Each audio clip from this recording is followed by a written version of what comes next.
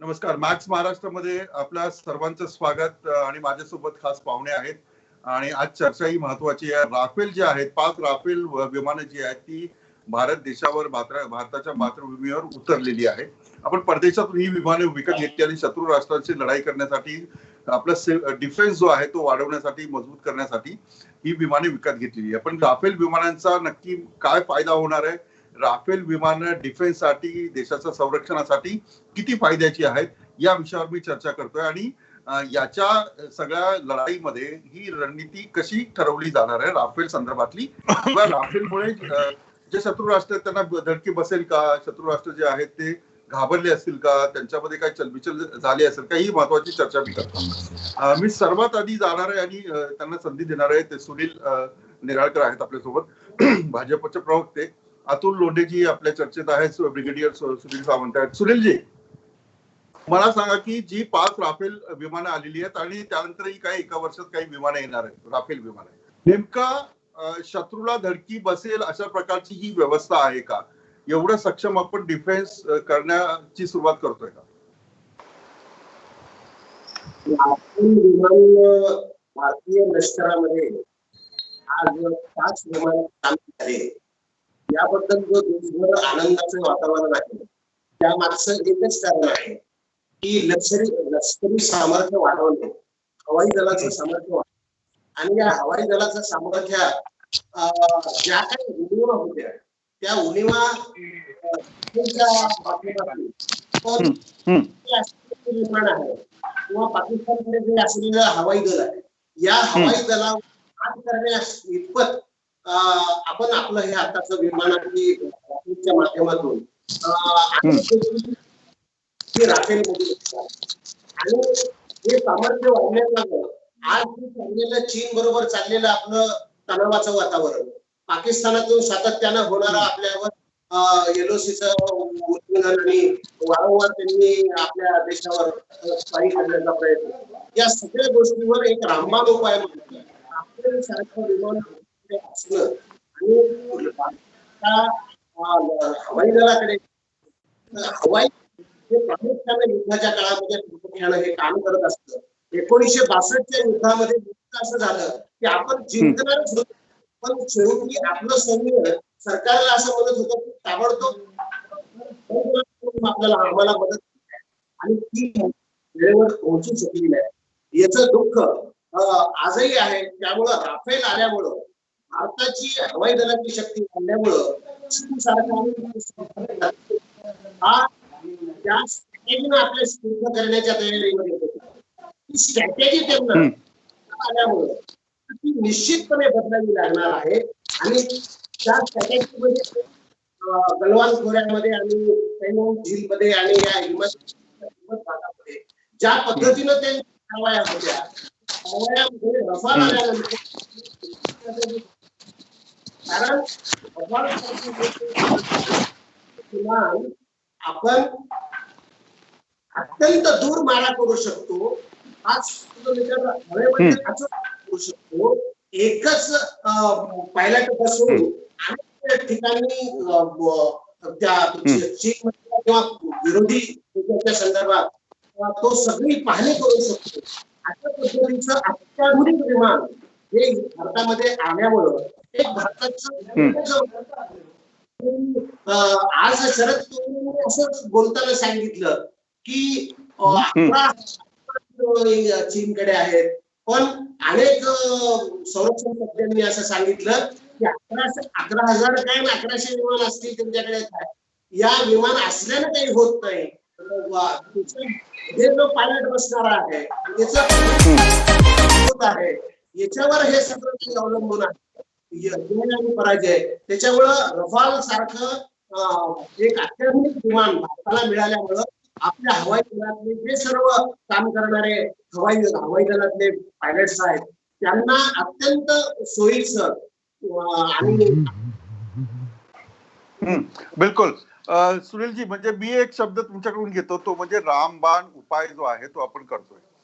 यावर विस्तृत चर्चा मी तुमच्याशी करेलच, पण मी सुधीर सावंत यांच्याकडे जातो. सुधीरजी, काय काय वाटतं की राफेलमुळे आपली ताकद किती वाढली आहे आणि आता जी राफेल विमानं आलेली आहेत ती सक्षम आहेत का? म्हणजे शत्रूशी समजा युद्ध झालं किंवा नाही झालं, खरं तर आता युद्ध होण्याचे दिवस आहेत की नाही आहेत हा वेगळा भाग, पण समजा युद्ध झालं तर राफेल आता आलेली जी राफेल्स आहेत ती किती काम करू शकतात?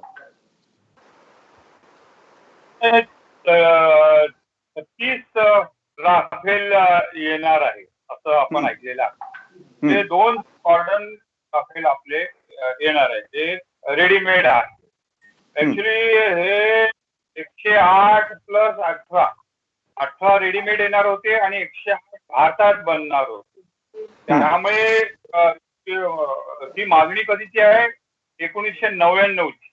1999 कारगिल युद्धानंतर जी ग्रुप ऑफ मिनिस्टरची मीटिंग झाली होती त्याच्यामध्ये फक्त 34 स्क्वॉड्रन आपल्याकडे एअर विमान आहे.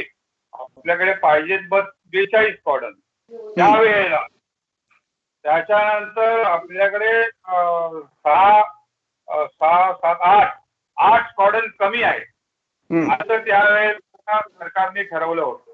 आणि त्यावेळेला ते चालू होतं नवीन विमान घेण्याचं आणि त्याबरोबर तेजसचं मॅन्युफॅक्चर सुद्धा चालू होतं.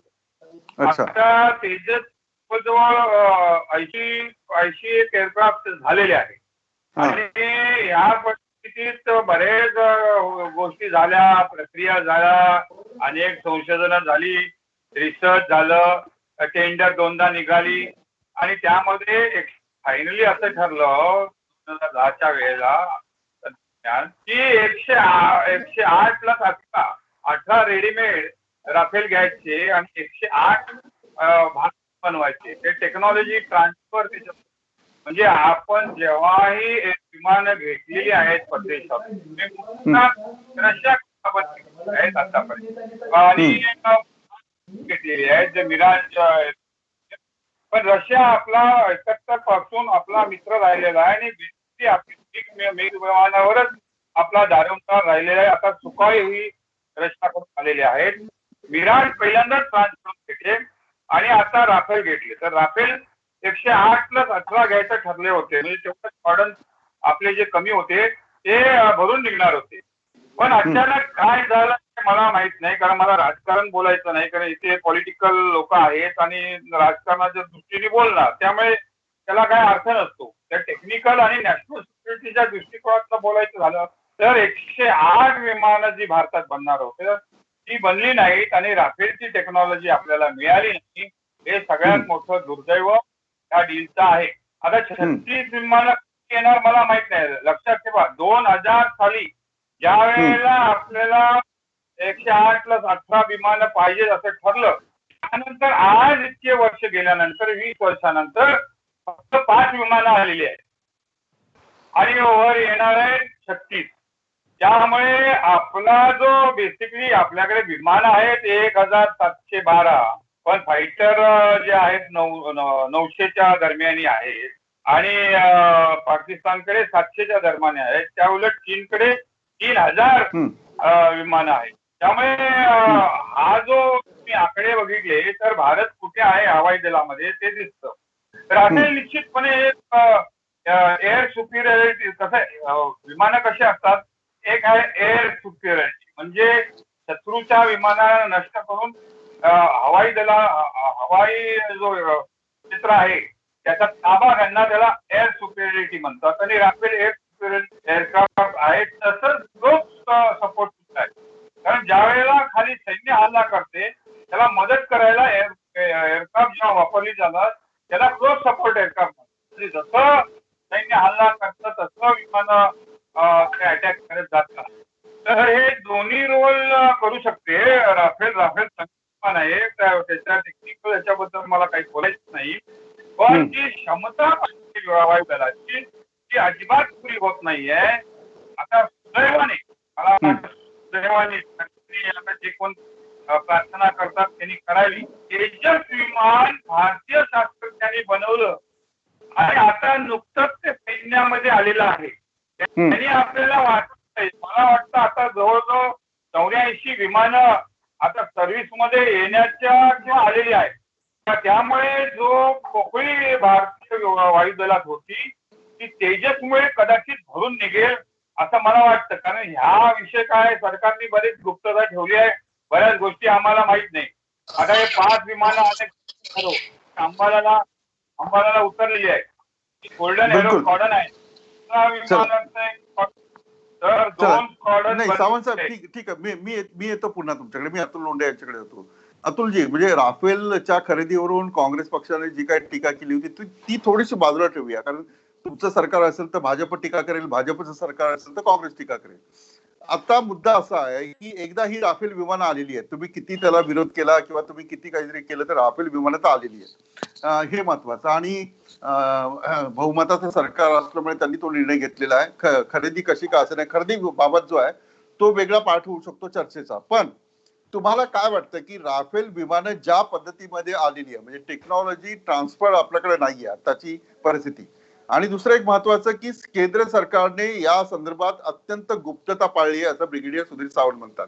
काय प्रतिक्रिया तुमची? नाही, असं आहे की कुठलंही अपग्रेडेशन जे आहे युपीए सरकार असतानाच आपण राफेल जे आहे ते फायनल केलं होतं. ज्या पद्धतीची टोपोग्राफी आहे साऊथ ईस्ट एशियामध्ये आणि आपले जे शत्रू आहेत, म्हणजे ज्याला शेजारी राष्ट्र आहे पण ते आता दुर्दैवानं शत्रूसारखेच ते वागणूक करतात, म्हणून मी शत्रू हा शब्द वापरला, की चीन आणि पाकिस्तान यांच्यासोबत जर आपला कम्बॅट झाला किंवा डायरेक्ट फाईट झाली, वॉर झालं, तर आपल्याला कशा पद्धतीची संरक्षण सिद्धता लागेल या अनुषंगानं राफेलचं सिलेक्शन त्यावेळेसच झालेलं होतं. स्पेसिफिकेशन जे आहे ते सारखे होते, पण आता तो मुद्दा अलहिदा, आपण तो मुद्दा बाजूला ठेवूया, कारण त्याच्यावर बऱ्याच गोष्टी पुढे आल्या. जोपर्यंत जॉईंट पार्लमेंटरी कमिटी त्याच्यामध्ये अपॉइंट करत नाही तोपर्यंत पूर्ण सत्य जे आहे ते जनतेसमोर येणार नाही. पण जेवढा आम्ही सरकारमध्ये होतो, अँटनी साहेब होते त्यावेळेसचे संरक्षण मंत्री, तर ते जे सत्य आमच्याजवळ होतं ते ठेवण्याचा आम्ही प्रयत्न केला, जो जनतेचा अधिकार आहे. पण राफेल आलं ही चांगली गोष्ट आहे. जसं सुधीर सावंतांनी सांगितलं ते अगदी बरोबर आहे. आपल्या 42 स्क्वॉड्रन्स आहेत, त्यापैकी 31 स्क्वॉड्रन्स आपल्या फुल फ्लेज्ड आहे, 12 स्क्वॉड्रन्स अजून आपल्याला करायचे आहे. त्याच्या अनुषंगाने 126 फायटर प्लेनचा आपण ऑर्डर दिलेला होता, एवढ्याच पैशामध्ये होता तो. आणि त्याच्यामधले 18 रेडी टू फ्लाय कंडिशन मध्ये आपल्याला फ्रान्सकडनं मिळणार होते आणि 108 आपण हिंदुस्तान एरोनॉटिक्स लिमिटेड, ज्याला अनुभव आहे, ज्यांनी तेजस, म्हणजे राफेल जे आहे ते 4.5 जनरेशन आहे आणि तेजस हे 5th जनरेशन एअरक्राफ्ट आहे, लाईट कम्बॅक्ट आहे ते. तर ते एअरक्राफ्ट जे आहे ते हालनी बनवलं. पण याच्यामधला जो ऑब्जेक्शन आहे ते तुम्ही दुर्लक्षित करून चालणार नाही. ज्या अनिल अंबानीला स्वतःची कंपनी चालवता आलेली नाही आहे, त्याला डसॉल्टनी कॉन्ट्रॅक्ट दिलेला आहे आणि भारत त्यासोबत जेवी केलेला आहे. याच्यावरचं ऑब्जेक्शन यासाठी कायम राहील, कारण की देशाच्या सुरक्षेचा प्रश्न आहे. दुसरी गोष्ट महत्वाची अशी आहे की त्या डीलमध्ये शेवटला पॉईंट हा एवढाच राहिलेला होता निगोशिएशनचा, आणि तो म्हणजे ट्रान्सफर ऑफ टेक्नॉलॉजीचा. याच्या पहिले आपण मिराज घेतलं होतं फ्रान्सकडनं, जे मिराज आता आपण याच्यामध्ये पाकिस्तानवर जेव्हा अटॅक केला आपण बालाकोटचा, त्या मिराजनीच केला होता. आणि अभिनंदन जे फायटर पायलट होते ते MiG-21, म्हणजे जे आपण आता अबॅन्डन करणार आहे, ऑलमोस्ट ते गेलेलं, त्याचा एज झालेला आहे, त्यांनी F-16 जे सगळ्यात 4th जनरेशन एअरक्राफ्ट आहे त्या एअरक्राफ्टला त्यांनी पाडलेलं होतं. तर या सगळ्या पार्श्वभूमीवर जर आपण विचार केला तर आपण ज्या गोष्टी आपण मिळवल्या, आपण अण्वस्त्र मिळवले, आपल्याकडे मिराज आहे, आता तेजस्वी आलेला आहे, जगवार आहे, सगळ्या गोष्टी आपल्याकडे आहे, नाही असं नाहीये. पण ह्या सगळ्या डेटरन्स आहेत, लक्षात घ्या तुम्ही. म्हणजे की तुम्ही आमच्यावर अटॅक केला तर आम्ही तुमच्यावर अटॅक करू शकतो. आणि मला भाजपच्या सगळ्या लोकांना सांगायचं आहे, भारताची फॉरेन पॉलिसी ही कंटिन्युटी मध्ये राहिलेली आहे. थोडाफार बदल आता जो केलेला आहे, म्हणजे जे आता विभागणी जगाची होत आहे, त्या विभागणीमध्ये आपण पहिल्यांदा पार्टिसिपेट करतो आहे, ते चांगलं की वाईट हे येणारा भविष्यकाळ ठरवेल. माझ्या मते वाईटच. आपली नॉन अलाइनमेंट पॉलिसीच व्यवस्थित आहे आणि आपण कुठल्याही गोष्टीचा पार्ट न होता आपण आपल्या देशाचे राष्ट्रीय हित, आपल्या फॉरेन पॉलिसीचा बेसिक टेनेट राहिलाय तो राष्ट्रीय हित. तो राष्ट्रीय हित आपण आपलं पहिले प्राधान्य दिलं पाहिजे, या पद्धतीचा आहे.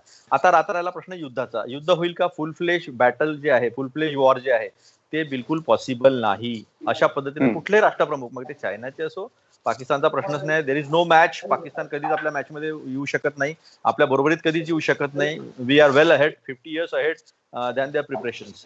तर दोन राष्ट्र जे आहे, न्यूक्लिअर राष्ट्र, अण्वस्त्रधारी दोन शेजारी राष्ट्र, ज्यांच्या फिजिकल भौतिक बाउंड्रीज, सीमा ज्या आहे त्या एक दुसऱ्याला लागू नये, त्यांच्यामध्ये फुल फ्लेज वॉर हे होऊ शकत नाही. वॉर झालं तर ते लिमिटेड वॉरच होईल. ज्या पद्धतीचं कारगिल झालं किंवा आपण बालाकोटमध्ये अटॅक केला होता, तो जे काय ते लिमिटेड वॉर जे आहे ते लिमिटेड वॉर होईल. आता तुम्हाला एक उदाहरण देतो. जगामध्ये अमेरिकेने सिव्हिल वॉर मध्ये अमेरिकेने आणि रशियाने अनेक ठिकाणी युद्ध केले, पण क्युबा तो फक्त त्याच्या समुद्री किनाऱ्याच्या 146 kilometre off the coast of Miami 146 kilometre आहे आणि अतिशय छोटासा देश आहे आणि तो कायम अमेरिकेसोबत शत्रुपूर्ण त्याची वागणूक राहिलेली आहे. जो काही डिव्हिजन होता कम्युनिझम आणि कॅपिटलिझम मधला, त्यात ते कम्युनिस्ट राष्ट्र होता आहे. तर त्याच्यावर कधी अमेरिकेने युद्ध केलं नाही. तुम्ही कधी लॅटिन अमेरिकामध्ये कधी अमेरिकेने युद्ध केलं तुम्ही पाहिलं का? अमेरिकेने नेहमी 7,000 8,000 किलोमीटर दूर जाऊनच युद्ध केलेलं आहे. तर हे एवढं प्रिसिजन टेक्नॉलॉजी आलेली आहे की याच्यामध्ये वॉर, फुल फ्लेज वॉर आता होऊ शकतं का? मला वाटतं वॉरचं स्वरूप बदललेलं आहे. आता वॉर हे आर्थिक वॉर आहे, इकॉनॉमिक वॉरफेअर जे आहे ते जास्त महत्वाचं झालेलं आहे. डिप्लोमॅटिक टाईज करून एखाद्या राष्ट्राला आर्थिकदृष्ट्या कोंडी करायची, हा एक महत्वाचा राहिलेला आहे. मग आता या लिमिटेड वॉरच्या अनुषंगाने विलासजी शेवटला मुद्दा म्हणतो, लिमिटेड वॉरच्या अनुषंगाने जर आता आपण विचार केला तर काय आहे, तर गलवान घाटी जी आहे, दरबुक, शोक आणि दौलत बेग ओल्डी हा जो रोड आहे, हा रोड आपण बनवला 2007 पासून सुरू होता आणि 2011 मध्येच आपण तिथे हरकुलिस 117 जे फ्लाईट आहे, जे सगळं लॉजिस्टिक्स घेऊन जातं, ते आपण तिथे लँड केलेलं होतं आणि ती जी एअर स्ट्रीप आहे ती अतिशय महत्वाची आहे. आता काय झालं, 2013 मध्ये सुद्धा देपसंग मध्ये ते आले होते, त्यावेळेस आपण त्यांना डिप्लोमॅटिकली मागे जाण्यास भाग पाडलं. आता देपसंग मध्ये ते आल्यामुळे काय झालेलं आहे की आर्टिलरी रेंजमध्ये आपली ती एअर स्ट्रीप आलेली आहे, आर्टिलरी फायरिंगच्या रेंजमध्ये 7 ते 8 किलोमीटरच्या, आणि गलवानमध्ये ते 1 किलोमीटर आले. 4 फिंगर्स मध्ये जे आहे ते तिथे 4 फिंगर पर्यंत आलेले आहे, जेव्हा की 8 फिंगर 8 पर्यंत आपण पेट्रोलिंग करत होतो. तो त्याला LAC आजपर्यंत मानत होता. आजपर्यंत डिस्प्यूट नव्हता 1959च्या आपल्या जे काही अग्रीमेंट झालेले होते किंवा जे काही अंडरस्टँडिंग कन्सिडरेशन होते त्याच्याप्रमाणे इकडे हॉट स्प्रिंग्स मध्ये ते आहेत आणि ते जात नाही आहेत.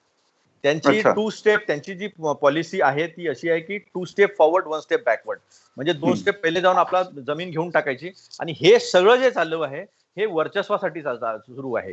या सगळ्या आता त्यांनी साऊथ चायना सी मध्ये जे काही केलं इतर राष्ट्रांसोबत, मग स्पॅटले असेल, जपान असेल, म्हणजे तुमच्या म्हणण्याचा अर्थ असा आहे की राफेल हे आता जे चीनने आक्रमण केलंय त्याच्यावर अधिक लक्ष द्यायला हवं असं म्हणणं आहे तुमचं?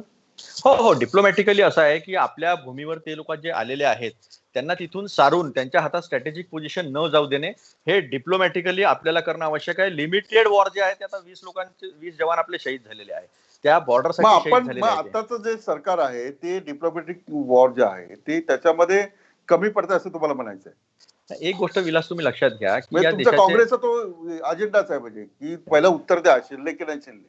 एक आहे, तुम्ही आपल्या मनाचे शब्द टाकू नका विलासजी, देशासमोर सगळी गोष्ट खरी आहे. मी देशाच्या सुरक्षेवर चर्चा करतो आहे, गंमतबाजी नाही आहे. याच्यामध्ये कुठल्याही पद्धतीची गंमत करण्याचं काहीच कारण नाही आहे. मग तो आमचा काही अजेंडा नाही, आमचा अजेंडा एकच आहे आणि तो म्हणजे आपलं राष्ट्र प्रथम. तुम्ही ऐका, जेव्हा सर्व दलीय त्यांनी बैठक बोलवली होती प्रधानमंत्र्यांनी, त्याच्यानंतर त्यांनी काय म्हटलं ना, हमारे सीमा के अंदर कोई घुसा है ना किसी पोस्ट पे उन्होंने कब्जा किया है. त्याच्यानंतर मग जयशंकरांचं स्टेटमेंट काय आलं, स्टेटस को अँटे मेंटेन करावं लागलं. स्टेटस को अँटे म्हणजे काय होतं, की ते आपल्या भूमीमध्ये आलेले आहे आणि 5 मेच्या पूर्वी जी परिस्थिती होती ती परिस्थितीवर आम्हाला आणायचं आहे. त्याच्यानंतर आपले डिफेन्स मिनिस्टर राजनाथ सिंग ते काय म्हणतात की चर्चा सुरू आहे, चर्चेने हा प्रश्न सुटेल की नाही मला सांगता येत नाही. त्यानंतर MEAचा व्यक्ती येऊन काय सांगतो, MEAचा स्पोक्सपर्सन येऊन सांगतो की पंतप्रधानांना असं म्हणायचं नव्हतं. म्हणजे काय गमत लावली आहे का भाजपनी? आणि भाजप गमत लावत असताना काँग्रेस शांतपणे ऐकून घेणार आहे का? स्वतः बलिदान देऊन या राष्ट्राचं संरक्षण करणारा हा पक्ष आहे. त्यामुळे उगाच खोटं बोलायचं आणि देशाची दिशाभूल करायची. आजपर्यंत कोणताही राष्ट्रप्रमुख जेव्हा देशावर संकट येतं, तो कोणताही असो राष्ट्रप्रमुख, तो हिटलरच्या प्रवृत्तीचा जरी असला तरी तो ऐकून घ्या तुम्ही, तरी तो जनतेला आपल्या सोबत घेतो, जनतेला विश्वासात घेतो, जनतेशी खरं बोलतो, जेवढे विरोधी पक्ष आहेत त्यांना खरी परिस्थिती सांगतो आणि सगळं राष्ट्र एकमुखानं या सगळ्या गोष्टीमध्ये उभं राहतं. हे अटल बिहारी वाजपेयींनी कारगिलच्या वेळेस केलं, हे इंदिराजीने 1971 मध्ये केलं. हे नरेंद्र मोदी का करत नाहीत? मोदी साहेब कोणत्या गोष्टीसाठी? स्वतःच्या स्वप्रतिमेच्या प्रेमामध्ये इतका पडलेला आपला प्रधानमंत्री आहे की स्वतःच्या म्हणजे प्रतिमेच्या प्रेमामध्ये देशाची राष्ट्राची सुरक्षा कॉम्प्रोमाइज करणार आहेत का? आणि काँग्रेस गप्प बसणार आहे यासाठी? सुनीलजी, तुम्ही ऐकलं अतुल लोंढे काय म्हणतात? तुम्ही हात वरती केला होता, बोला. अतुल लोंढे आज या चर्चेला दुसऱ्या दिशेला जावा आज रफाल आपल्याकडे आले त्याच्यामुळं भारतीय हवाई लष्कर हे सक्षम झालं का असं मला विषय सांगितला होता. असू दे, पण आता अतुल लोंढेंनी सांगितले की 2008 सालीचा आम्ही रफालचा हा सर्व व्यवहार केला होता. त्याच्यावर आम्ही सगळे करार निश्चित केले होते आणि 126 विमान आम्ही घेणार होतो. मग काय झालं 2008 ते 2014 की ज्याच्यामध्ये तुमचा करारच पूर्ण झाला नाही. त्या कराराच्या संदर्भामध्ये कुठलीच भूमिका सरकारने घेतली नाही. 2014ला तुमचं सरकार गेलं. 2014ला सरकार गेल्यानंतर जी हवाई लष्कराची आवश्यकता होती, कारण युद्धाची जर परिस्थिती आली तर भारत देशाला हवाई लष्कर जर सक्षम नसेल तर आपण युद्ध लढू शकणार नाही. अशी परिस्थिती पूर्ण केली आणि 2002 नंतर एक विमान सुद्धा युपीए सरकारच्या काळामध्ये विकत घेतल्या गेलं नाही. हवाई लष्कराकडे दुर्लक्ष करण्यात आलं आणि हवाई लष्कराच्या मागण्याच्या संदर्भात सुद्धा दुर्लक्ष करण्यात आलं. विलासजी, मला प्रामुख्याने सांगायचंय की अतुल लोंढेंनी वेगवेगळ्या विषयावर मोदींची स्वयंप्रतिमा वगैरे वगैरे जाऊ द्या, पण तुम्हाला सांगतो की नुसतेच रफाल खरेदी केले का आम्ही? नुसते रफाल नाही खरेदी केले.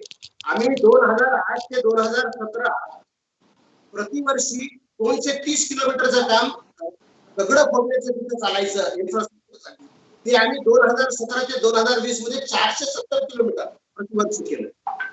सर्व्हिसिंगचं काम युपीएच्या काळामध्ये 170 किलोमीटर प्रतिवर्ष होत होतं, ते 17 ते 2020च्या काळामध्ये 380 किलोमीटर.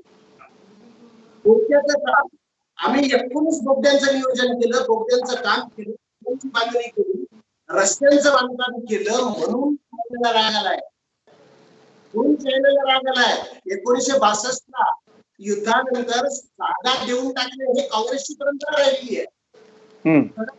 किलोमीटर 8 इंची जागा हे यांनी दिलंय, यांनी चुका केलेल्या आहेत. आणि आज सांगतात की स्वप्रतिमा आणि नॉन अलाइनमेंट मुवमेंट काय शब्द प्रयोग आहे की म्हणजे आपण आपलं काळजी केली पाहिजे. कसली काळजी करताय? सगळ्या देशाची जागा तुम्ही आणि आज पट्टी वाटली की काय? म्हणजे दोन सुनीलजी, तुम्ही जो तुम्ही जरा विलास, मला याच्यात क्लिअर, विलास मला याच्यात मी 70% ठेवायचं विलास. नाही असं नाही, मग डिस्कशनला काय अर्थ नाही. मी येतो ना, मी येतो. नाही मला सत्य सांगायचं आहे ना. नाही ते मी तुम्हालाच देणार आहे. एकच मिनिट द्या. आता थोडं माझा प्रश्न तर ऐकून घ्या अतुलजी. आता सुनील यांनी जे म्हटलं आहे ते असं म्हटलंय की 2014 पर्यंत युपीचं सरकार असताना ते विमान का घेऊ शकले नाही आणि गलवान खोऱ्यामध्ये जे काम केलंय ते सुद्धा या सरकारने केलंय. या प्रश्नाची काय उत्तर आहे? म्हणजे डिफेन्स कडे, सुरक्षेकडे हे सरकार काम करतंय असं त्यांचं म्हणणं आहे. असा एक गोष्ट प्रश्न सरळ आहे. दौलत बेग ओल्डीच्या एअर स्ट्रीपवर हरकुलिस विमान आमच्याच काळात उतरलं. ही एअर स्ट्रीप आम्हीच केली. त्यानंतर डरबुक, शोक आणि दौलत बेग ओल्डी पर्यंतचा रोड जो आहे तो आमच्या काळातच सुरू झाला. आता हे जे सांगत आहेत, आमच्या काळामध्ये 18 रेडी टू फ्लाय विमान येणार होते, 108 भारतात बनणार होते. आता यांच्यासाठी अंबानी, ज्याला स्वतःची कंपनी सांभाळता नाही आली, तो महत्वाचा वाटतो, तो डसाल्ट सोबत करतो. आणि मॅक्रॉननी सरळ सांगून दिलं होतं की हे नाव कोणी सुचवलं, तर हे नाव मोदीजींनी सुचवलं अंबानीचं. आमच्या काळामध्ये हिंदुस्तान एरोनॉटिक्स लिमिटेड या अनुभवी असलेल्या कंपनीला, भारतीय कंपनीला, PSUला हे काम आपण देणार होतो. आणि टेक्नॉलॉजी ट्रान्सफर याच्यासाठी थांबलो होतं, कारण टेक्नॉलॉजी आपल्याकडे जर आली नाही तर प्रत्येक वेळेस आपल्याला हात पसरावा लागेल सगळ्या गोष्टींसाठी, ते फ्रान्सकडे. आणि एखाद्या वेळेस जागतिक राजकारण जर बदललं, फ्रान्स आपला मित्र राष्ट्र आहे, फ्रान्स सोबत आपले संबंध चांगले, फ्रान्स असं कधी करेल असं सांगता येत नाही. पण आंतरराष्ट्रीय राजकारणातले पॅरामीटर्स कधी बदलतात, ती सिस्टम कधी चेंज होऊ शकते, ही प्रत्येक राष्ट्र आपल्या राष्ट्रीय हित, नॅशनल इंटरेस्टच्या अनुषंगाने जाऊ शकतं. म्हणून ही टेक्नॉलॉजी ट्रान्सफर आपल्यासाठी आवश्यक आहे. जसं सुधीरजींनी सांगितलं की प्रशियाकडनं आपण घेतले सगळ्या गोष्टी, त्याचं टेक्नॉलॉजी ट्रान्सफर झालं आपल्याकडे. आपण त्यांच्याकडनं मिराज घेतले, त्याचं सुद्धा टेक्नॉलॉजी ट्रान्सफर आपल्याकडे झालं. आणि त्याच्यासाठीच अडलं होतं. सेम पहा, अमेरिकेसोबत आपली सिव्हिल न्यूक्लिअर डील झालेली होती, नागरी अणुकरार झाला होता, त्याच्यामध्ये लायबिलिटी क्लॉज साठी तो अडला होता. तो आजपर्यंत यांनी पण करू शकले नाहीये, पण केलं म्हणून डिंडोरे जरूर पिटलेले आहे.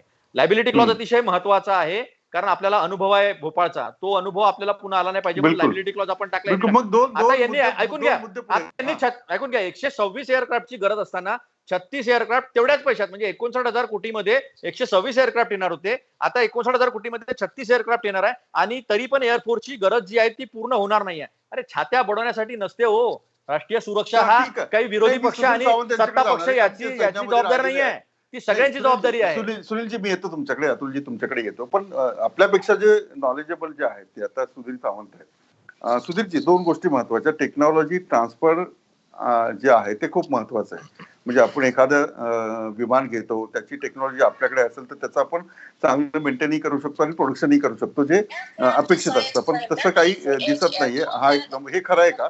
आणि दुसरं, आता जी विमानं आलेली आहेत त्याच्यामध्ये मिसाईल ठेवणं किंवा इतर जी यंत्रणा आहे की ते सगळं ठेवून मग समजा उद्या युद्ध झालं तर त्याचा वापर होऊ शकतो. काय तुमच्यापर्यंत काय माहिती आली की माहितीच आली नाही काय? अब्दुल कलाम हे राष्ट्रपती असताना त्यांनी एक गाईडलाईन दिली की 2020 पर्यंत काय केलं पाहिजे. पहिला विषय होता की त्यावेळेला 2000 साली 70% हत्यारं आपण परदेशातून घेतो. लाजिरवाणी गोष्ट आहे आणि मी ते पार्लमेंटमध्ये सुद्धा मांडलेलं आहे ज्या वेळेला स्ट्रॅटेजीवर बोललो की झाल्याशिवाय कुठलाही देश संरक्षणामध्ये आत्मबलावर उभा राहू शकत नाही. आणि इंदिरा गांधींनी जी पॉलिसी 71 ला बनवली ह्या राष्ट्राचं, त्या इंदिरा गांधी नाही तर सर्वच राजकीय पक्ष, अटल बिहारी वाजपेयी मध्ये सामील होते. आपल्याला संरक्षण धोरण जे आहे ते आत्मबल आपलं वाढवायचं आहे आणि भारतातच जास्तीत जास्त हत्याराचं मॅन्युफॅक्चर झालंय. आपल्याला ते बोफरकान हे कान परदेशातनं जेव्हाही आपण कुठली घेतो तेव्हा तुम्ही बघितलं राफेल सुद्धा आता 20 वर्ष आपण हे एअरक्राफ्ट घेत. त्यामुळे 2020 ला फक्त 20% हत्यारं आपण परदेशातून घ्यायचं असं एक गाईडलाईन अब्दुल कलाम यांनी राष्ट्रपती असताना दिली होती आणि त्यांनी त्याचा तो रेकॉर्ड 2020 इंडियाचं जे स्वप्न आहे. आणि मी त्यावेळेला समजा अरुण सिंग कमिटी बरोबर काम करत होतो जेव्हा मी सैन्यात होतो.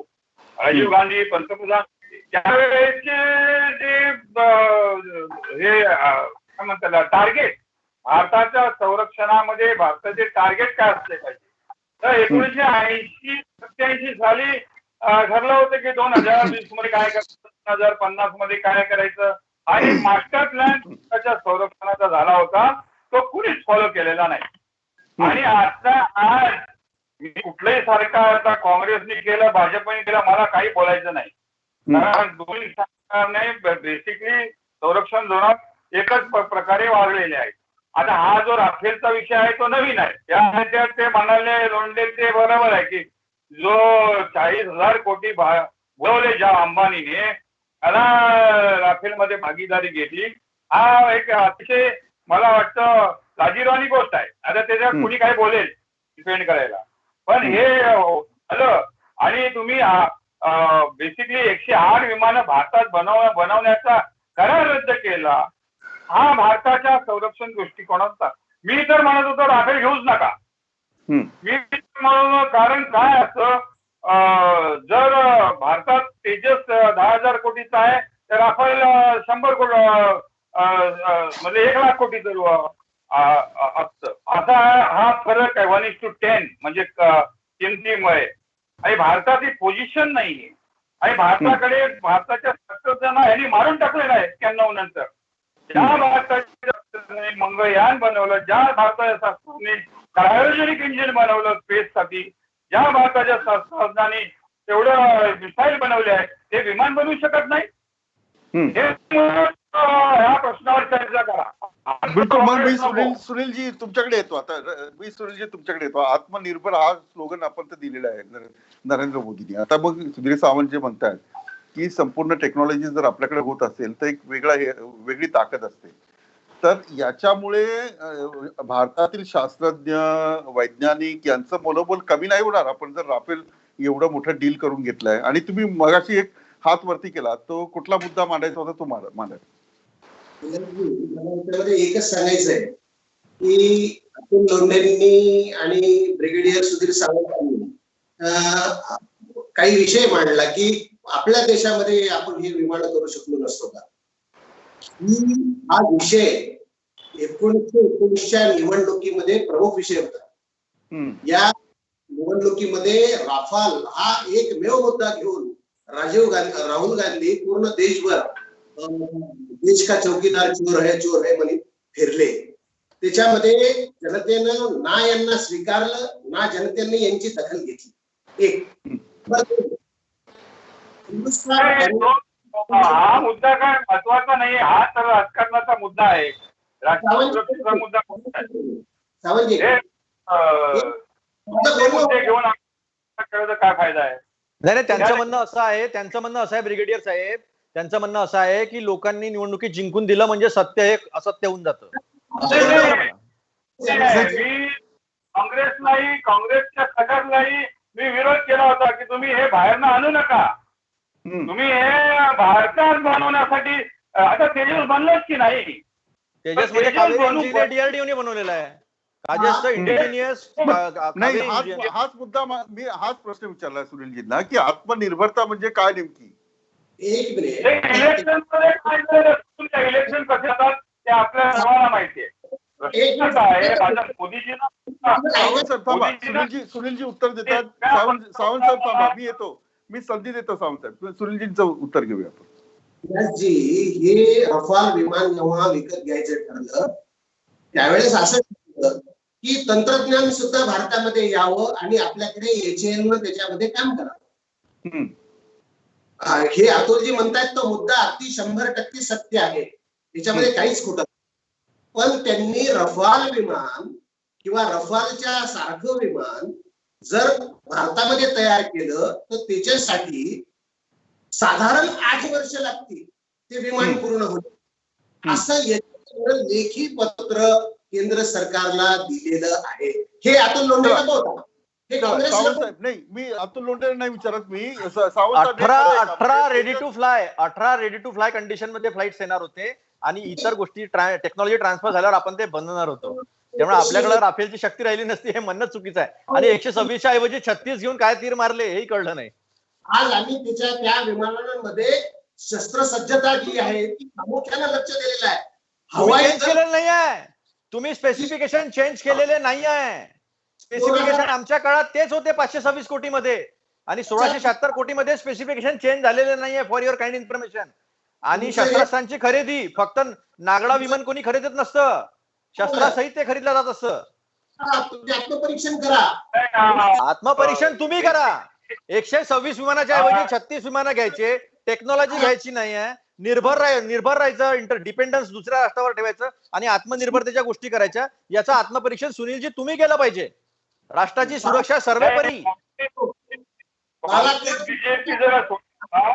काय म्हणतोय आपण सुनीलजी थांबा, एक महत्वाचा मुद्दा आहे. अतुलजी आणि सुनीलजी थांबा. सावंत साहेब, म्हणजे आता जे अतुल लोंढेंनी जो मुद्दा मांडला आणि सुनीलजी जे उत्तर देतात त्यातला मूळ प्रश्न असा आहे की तेजसला 8 वर्ष लागली असती, आणि राफेल मात्र आपण लगेच आपल्याला जे काय कमी वेळेत मिळालं ते आपण घेतलेलं आहे. काय वस्तुस्थिती काय. एक तेजस आपल्याला प्रोडक्ट करायचं. तुम्ही बघा, चीनकडे बघा आणि अमेरिकेकडे बघा, हे लोक बाहेरनं हत्यार घेत नाही. आणि हा जो म्हणजे गैरसमज आहे भारतीय लोकांमध्ये या भारतीय राजकारणामध्ये की आपण बनवू शकत नाही, हा चुकीचा आहे. मी 1991च्या माझ्या भाषणामध्ये मी सांगितलं त्यावेळेला लोकसभेमध्ये क्लिअर कट की आपण परदेशातनं हत्यारं घ्यायचं बंद केलं पाहिजे. आणि त्यावेळेला अमेरिकेने एवढी टेक्नॉलॉजी, एवढी ताकद आपली भारताची आहे. एक मिनिट ऐका. अमेरिकेने रशियावर बॅन घातला की क्रायोजेनिक इंजिन भारताला द्यायचं नाही. माझं भाषण आहे की भारतात तुम्ही क्रायोजेनिक इंजिन दिलं नाही तर उशीर होईल. पण भारत क्रायोजेनिक इंजिन मुळे आपण मंगळयानावर गेलेलो आहे. तर क्रायोजेनिक इंजिन बनवायला देशाला 10 वर्ष लागली, मान्य आहे. 10 वर्ष लागली, पण भारतात ते क्रायोजेनिक इंजिन बनले. आणि ज्या वेळेला तुम्ही रिसर्चला चालना देत नाहीये आणि 1991ला जेव्हा जग बदललं आणि भारतावर दबाव आला आणि आपल्याला फौजा प्रकरण आणावं लागलं, त्यावेळेला परदेशातनं घ्यायचं रेट वाढली.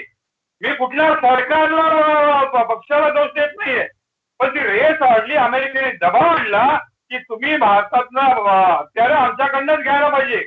आता हे मिसाईल भारत रशियाकडनं घेत होता.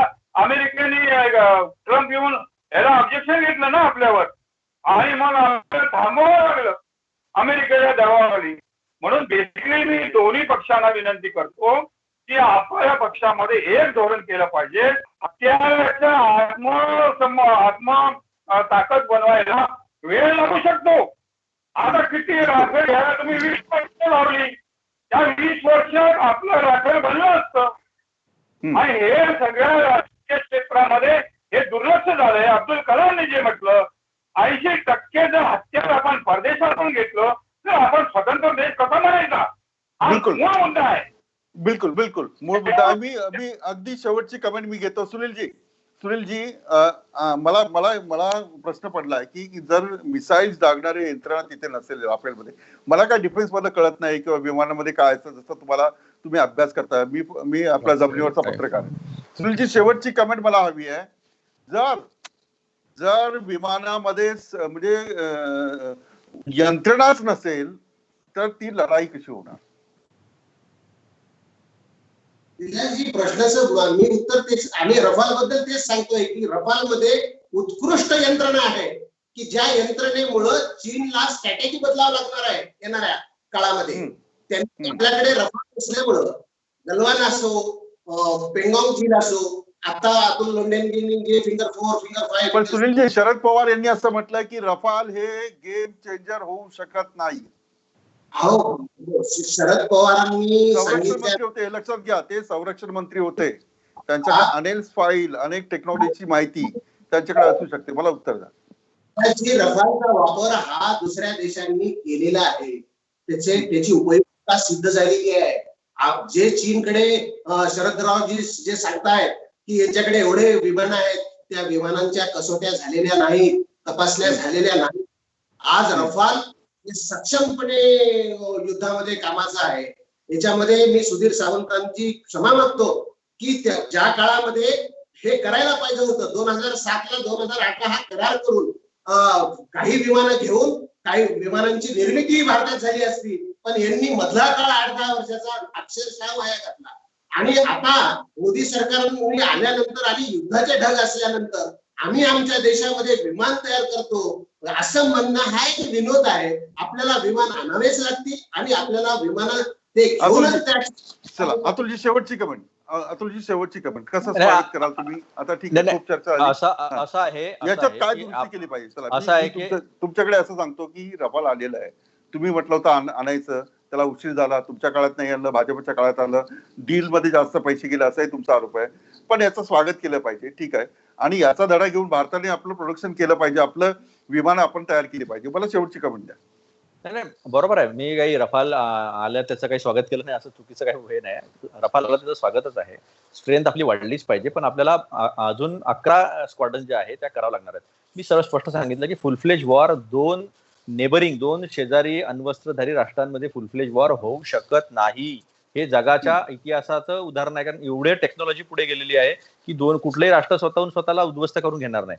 चायनाने आपल्यासोबत वॉर केलं काय, आपण त्यांच्यासोबत वॉर केलं काय, म्हणून आपण नो फर्स्ट यूज, म्हणजे अटल बिहारी वाजपेयी असताना आपण पॉलिसी जी केली, आपण न्यूक्लिअर कमांड जी तयार केली, त्याच्यामध्ये नो फर्स्ट यूज पॉलिसी घेतली. That was in continuation. सांगतो मी तुम्हाला ते किती समजदार होते ते. आणि आज जे सुरू, आता तेजस 4.5 जनरेशन आहे आणि त्यातलं कावेरी इंजिन जे आहे ते DRDOने डेव्हलप केलेलं आहे. त्यामुळे टेक्नॉलॉजी ट्रान्सफर सहित येणं हे जास्त सुरक्षेचं, जास्त आत्मनिर्भरतेचं लक्षण आहे.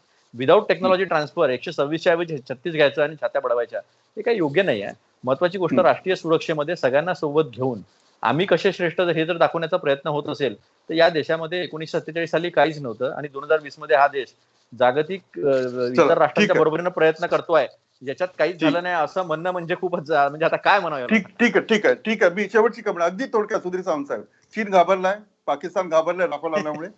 हा झालं ना, याच्यावर झालं, मीडियावर झालं, जिंकलो आपण युद्ध मीडियात. आहे की इंदिरा गांधींनी जी पॉलिसी ऍक्च्युअली सुरू केली ती आपलं आत्मताकद निर्माण करायची. आता त्याला राजीव गांधींनी एक मोठा झेप दिला होता आमच्या ताकद.